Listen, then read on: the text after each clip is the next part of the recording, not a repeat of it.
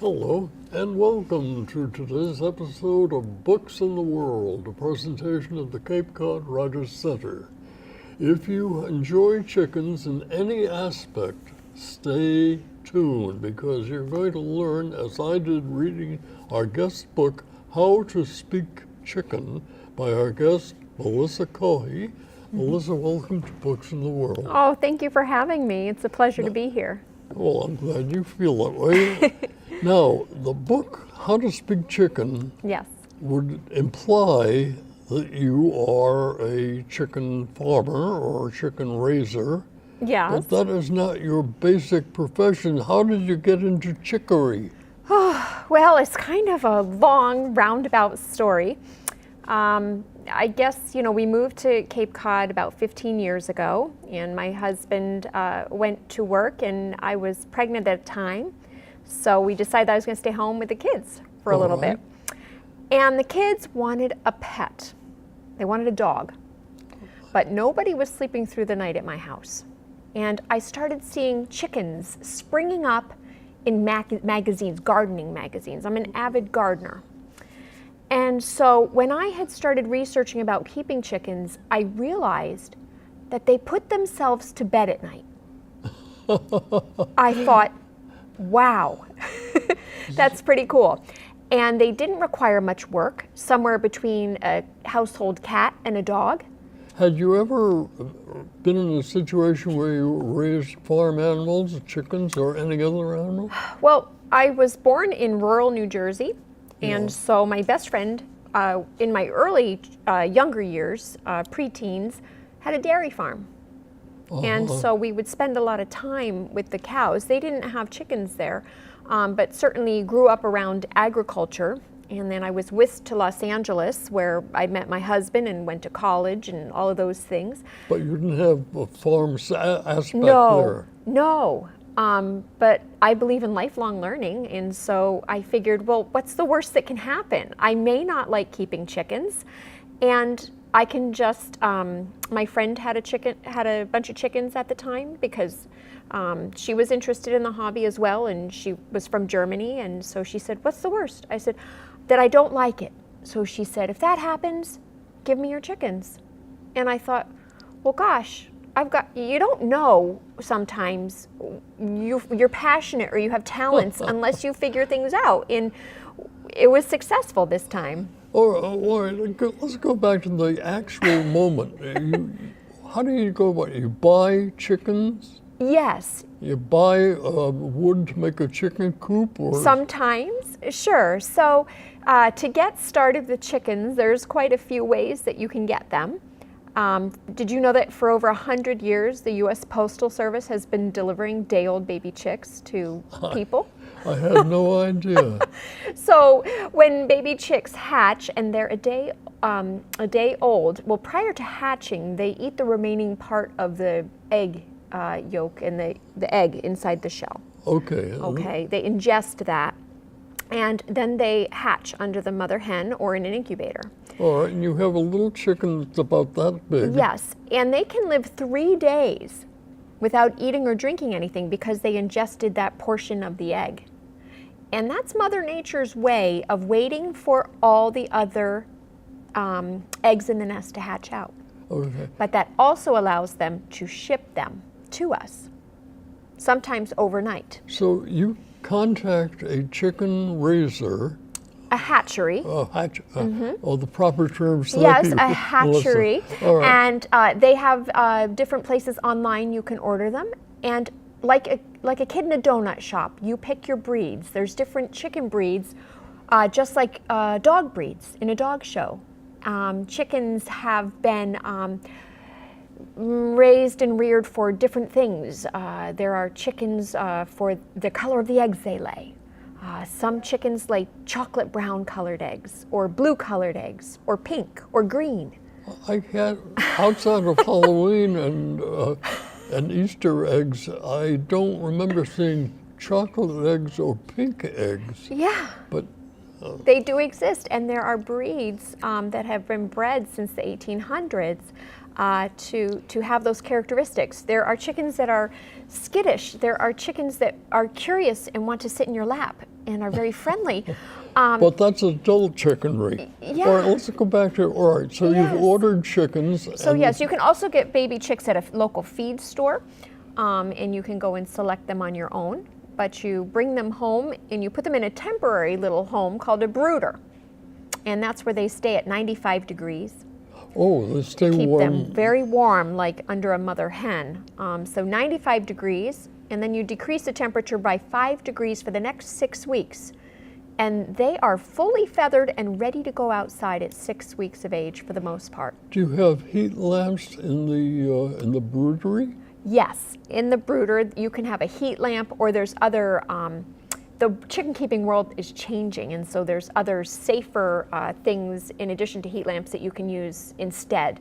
So they're almost like a plastic heating pad, so to speak, on elevated plastic. So it's kind of like a little house, and there's a warmer within the walls. All right. So let's go back to your particular story, Melissa. Okay. All right. So you order the chicks, and they're Yes. beginning to grow. Yes. When do they produce eggs, or what is the next step in this process? Sure. Well, the chickens can lay eggs as early as 18 weeks of age. They'll begin laying their first eggs. And How many weeks? 18 weeks old. 18 weeks. And they lay the most eggs in their life over the first 2 years. And they will lay eggs as they get older, but that is when the optimum production period is for a hen. All right, so you've got the chicks, and they're maturing, and Yes. they're beginning to produce eggs. Mm-hmm. How many chickens did you have in this original Group? Yeah, what is Flock. the proper word? The flock. A flock, okay. 6. 6. And they were all named after food because my children named them. You had names for the chickens. Oh yes, just like pets. All right. They're all women. We ended up with one rooster. But yes. That's something I wanted to talk to you about. Okay. Now the rooster fertilizes the egg, or Yes. the chicken rather, or They mate with the hen. they mate with the hen. If you're raising chickens for eggs, Yes. and there are 2, I assume, types of eggs. The chicken egg that will become another chicken, Yes, a or fertilized egg. a fertilized egg, or the egg that will be just an egg for nutrition, or Yes. male, An unfertilized egg. yeah. Yes. If the chicken rooster is in the hen house, how do you separate the fertilized eggs, or know which eggs are fertilized, as those which you would make egg salad with? Yes. Well, so if you have a rooster in your flock, you just assume that all the eggs are fertile. And you can actually eat fertilized eggs without any problem. You just have to promptly refrigerate them. But if another hen or something was to sit on them, then they could start to develop. So that's why we harvest the eggs. If you have well, there's other things. You do want to collect chicken eggs a couple times a day. So at my place, we usually collect them in the morning. Kids like to go out after school, and then I'll always check right in the evening before we lock them up to put them to sleep for the night at dusk. And then we bring the eggs in and we just put them in the refrigerator, and that prevents them from developing. Yeah. Yeah. I was assuming there were 2 distinct lines of eggs in your party. Yeah, and you don't need a rooster to get eggs. That's the other thing that some people think too.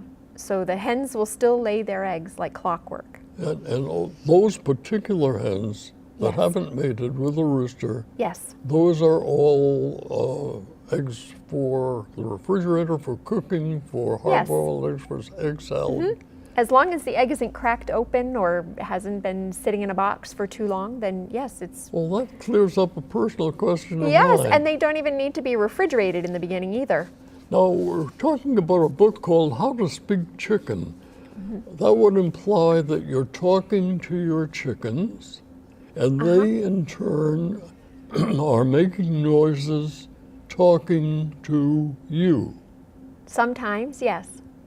What are some of the language statements? Sure. The cackles, have you imitated, learned to imitate chickens? Oh, you bet. I sure have. Or You know, you want to talk chicken?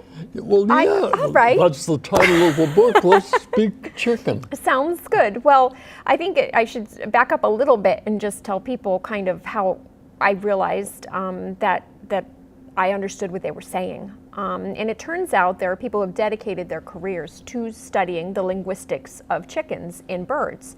What do these calls mean? And we know that chickens themselves have at least 24 or so vocalizations that we know what they 24 mean. different sounds.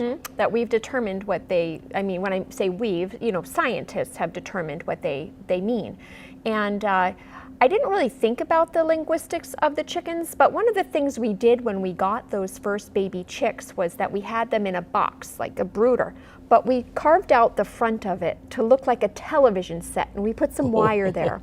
And the kids put out a blanket, and we would just sit there and watch them, and they're incredibly entertaining. And we realized that the chicks were making little noises, and sometimes just by watching you would imitate. And so as the chickens grew, we realized that myself and my kids, we were interspersing speaking chicken to You were them. imitating their We were sounds. imitating their sounds to get them to come to us, to get them to interact with us. And then we started being able to know what different calls meant. And if you talk to most chicken keepers, there are some really, they realize what some of those songs are. Like, for example, when a hen lays an egg, this is the only time a hen will be loud, and she sings an egg song. And that is because she's so happy to have laid that egg. And sometimes the other hens in the flock also, almost like congratulatory, will mimic her and sing the song. All right, so the chicken lays an egg and, to She use the word, sings. crows about it. Yes, yes. Can you make that sound? I don't mean to put you No, on, but yes, I'll teach it to you. How's that sound? that sounds even better. So you've got a nice low voice. I'm an alto, and you're probably a bass. So it starts out, pop, pop, pop, pop, pop, pop, pop, pop, pop, pop, pop, pop, pop, pop, like I did it. I laid an egg. And then everybody starts chiming in, and you hear all this commotion, and you think, oh, somebody laid an egg. If you've got a flock that's producing eggs, there must be a cacophony of sound in there. Sometimes. But that's also a great way to say, oh, I can go get the eggs now. What are some of the other words Well, goodness. the chickens speak? So I realized that there was this greeting, and I couldn't figure out what it was for a little bit. And then when you spend time, like immersing yourself in a country, you just pick up on people's languages. And it's no different with animals. We all communicate to one another. True enough. And there's a way that they just have a little greeting. A hello, what's up, how you doing, what did you find, kind of thing. And it's just very simple. It's burp, burp, Just a little bup up, burp, burp. bup Yep. up, bup up. And that's a greeting Yes. the chicken makes to you. They make it to one another, and sometimes when I come in, they make it to me. And do you answer them with a bup up? You bet. And they respond? Yes, and sometimes they come looking for me. You know, a lot of people just figure, unfortunately, I guess, or more, I don't know, into themselves, not into others, that chickens are chickens, there they are, that's it. Sometimes, but I think that's where the beauty of life is. If you stop and pause and you take a moment to just stop focusing on us and focus on the world around us, we notice things. We notice shapes of snowflakes. We notice little things growing in the grass. We notice the tiniest of little plantings growing in the woods. We notice the call of the wind. Yeah. And All right. so I think, you know. So you things like that. I've made notes from your book, How I'm to glad, Speak Chicken, yes. Alyssa Caughey, and one of the notes is chicken behaviors and pecking orders. Yes. The pecking order is a very standard thing and a very rigid Yes. thing in chickens. Tell me more. Well, it's the way that the flock is organized, and the pecking order ensures survival. That's what the main reason for the pecking order is.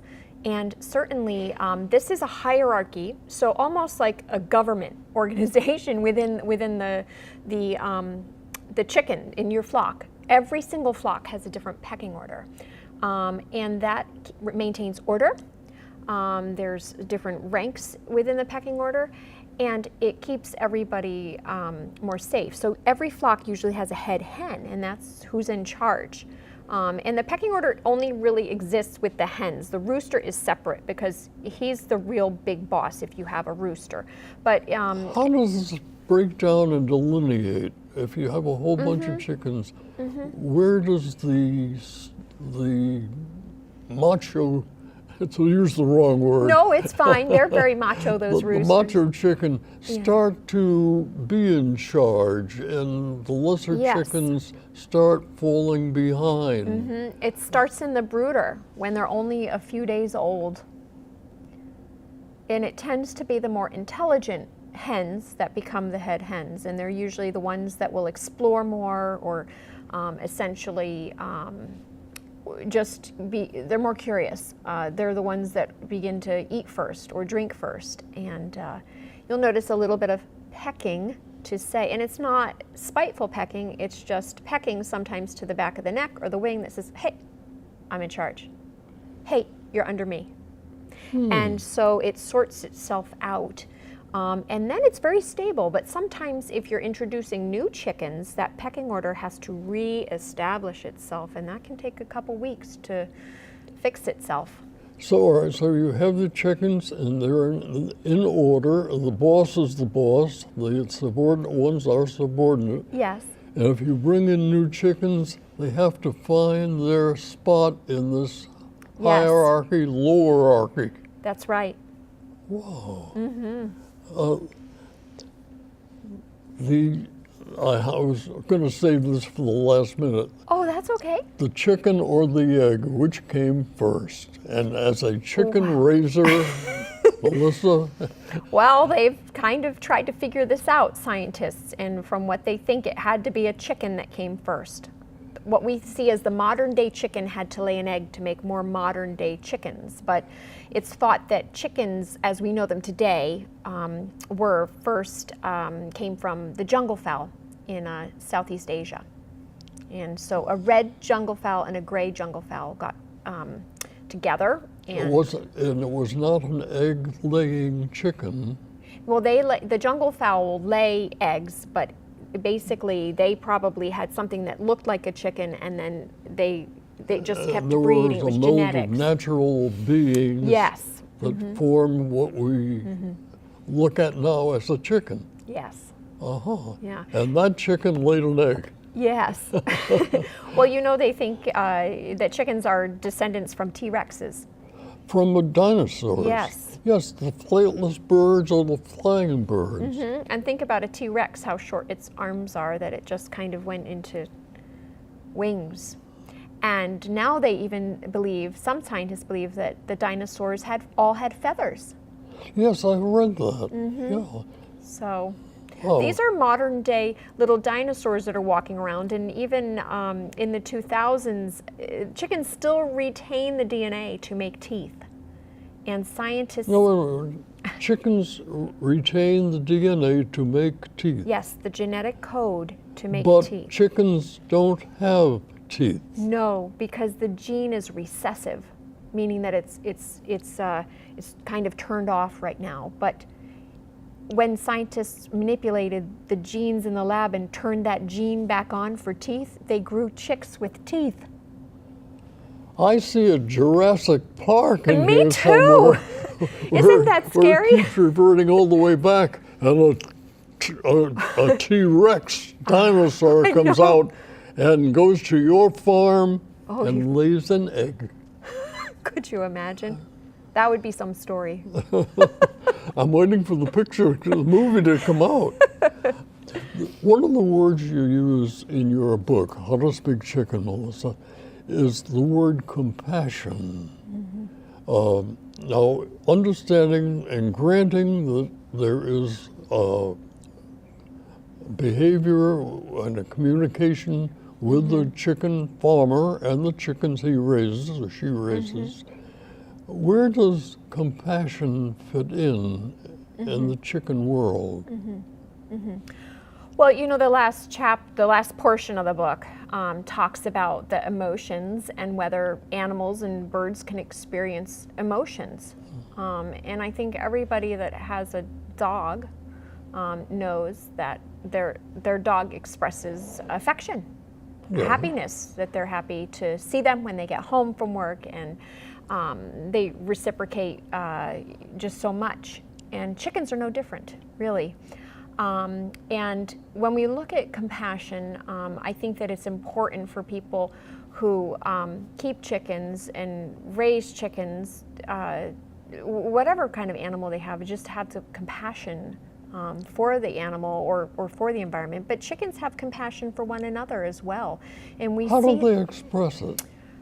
I think it's by body language and actions, and we see that compassion a lot of times with death and dying within the flock. You know, chickens will naturally live 5 to 7 years, approximately. If you just keep feeding a chicken, the lifespan is 5 to 7 years. Yeah. All right. And so, you know, when a chicken passes naturally, not from illness, just from old age, there's a ritual that goes on, and there's almost a goodbye. The other members of the flock will come up and almost say goodbye, not necessarily verbal, it's very quiet mutterings, but more of like paying respect. And I've had people email me where they tell me that birds have made a big circle around the chicken that's passing away. And we see compassion even with baby chicks and motherhood and rearing their babies. And studies, there was one scientist that was puffing air on a mother hen, and she didn't like it. But when the scientist started puffing air on those chicks, it really ruffled her feathers, so to speak. And so we see moments of tenderness and caring and compassion in chickens. You could open any page in your book, and there's a whole, I don't know, a whole chicken. I just opened up by random to page 78 or so, and the question is, what makes a chicken tick? All right, what makes a chicken tick, Melissa? Well, that's when we start looking at how chickens function, and that whole section is really about the anatomy and the inner workings of the chicken. And we touched upon some facts about the chickens, but for example, their brains, even though they're so small, their brains are quite remarkable. And their brains, and I'm going to give the example of songbirds in the wild. And now that it's spring, what have we noticed? All the wild birds are singing, right? All of a sudden, they're singing these songs of spring, but they don't sing them all year round. They don't sing? They sing songs, but not these mating calls, trying to attract these mates, the songs of spring. So what birds, including chickens, are able to do with their brains is operate them almost, to make it simple for you, like a computer hard drive. They are able to delete things, and they're also able to store things. And when they need to ramp up a section in their brain, it can swell. They can generate neurons in their brains to learn new things. So they're constantly, because of the limited size, they're constantly rearranging this. We are learning from the brains of birds. They're the only ones that can do this. We can't do this. We need a brain injury to happen to ourselves. So like if we have a stroke, that's the only time that our brains can regenerate neurons. And birds can do it all the time? All the time. And then I don't know if you're a sciencey kind of guy, Bob, but they have the eyes is a new matter that was found. You know how we have a liquid, solid, and a gas? Well, there's a new matter in the way that the chicken's eyes work to help organize the rods and cones. Only found in the chicken eye. Now wait a minute. A human being has rods and cones in the apparatus of an eye. Yes. So it can perceive color. It can see light and dark. Yes. And how does the chicken have that? Or it's just the way, because the eyes are much smaller and their eyesight is so keen. Chickens have monovision, and they can see panoramic, and sometimes their eyes can work independently of one another. And now the chicken's eyes are on the side of the head. yes, but they can also, their brains can put both images together and make a complete wraparound, almost 300 degrees. And see everything except what's immediately behind them. Yes. The rest is all in view. Yes, and they have incredibly keen eyesight. I will never look at a chicken the same way again. Did you discover that same feeling? Yes. This is why I wrote the book, because I thought, wow. Now you've written 2 books, mainly about chickens. Yes. What was your other book about, Melissa? The other book was really a kid's guide to keeping chickens, because there wasn't one out there on the market. And the kids and in my family, we just decided to raise the chickens, and it was so magical, and all these things were happening. I wanted to write a book for kids that wasn't a real storybook sort of thing or gave them little information. I wanted to write a book for them to succeed in being little chicken keepers. Now our program is, as always, is only a half an hour. Yes. But you've learned years of information and wealth of information about chickens. And fortunately for everybody around, part of it is in the book called How to Speak Chicken. It looks like a silly cartoon book, but it's so much more, so much more. And I want to thank you very much for coming in just to whet our appetite. Well, thank you for having me. It's been really fun. Me too, and a very learning experience. The book called How to Speak Chicken by our guest, Melissa Caughey. And if you ever thought beyond just a chicken salad, and that's the mean part of it, there's a wealth of information in the book, How to Speak Chicken by Melissa Caughey. And we hope you'll look for the book because it's so informative, and we thank you for visiting with us for this half hour on Books in the World, a presentation of the Cape Cod Writers Center. Thanks for viewing. Thank you, Mom.